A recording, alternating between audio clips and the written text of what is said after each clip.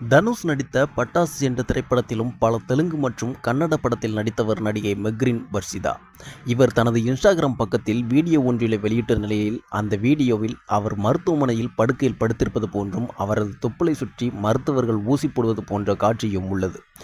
இது குறித்து மெக்ரின் விளக்கம் அளித்தபோது தனக்கு 27 வயது ஆகிவிட்டதால் திருமணம் காலதாமதம் ஆகும் போல் தெரிகிறது என்றும் அதனால்தான் கருமுட்டையை சேமித்து வைத்துக் கொள்வதாகவும் பின்னாளில் திருமணம் நடந்தால் குழந்தை பெற்றுக்கொள்வதில் சிக்கல் இல்லாமல் இருக்கும் என்பதற்காக இந்த செயலை செய்வதற்காகவும் தெரிவித்தார். முதலில் இதை வெளியே சொல்ல வேண்டாம் என்று தான் நினைத்தேன் என்றும் ஆனால் திருமணம் காலதாமதம் ஆகும் பெண்களுக்கோ அல்லது திருமணத்திற்கு பின் குழந்தை தள்ளி போட வேண்டும் என்று நினைக்கும் பெண்களுக்கோ இது பயனுள்ளதாக இருக்கும் என்பதால் தான் சொல்கிறேன் என்றும் அவர் தெரிவித்துள்ளார். இந்த வீடியோ தற்போது இணையத்தில் வைரலாகி வருகிறது.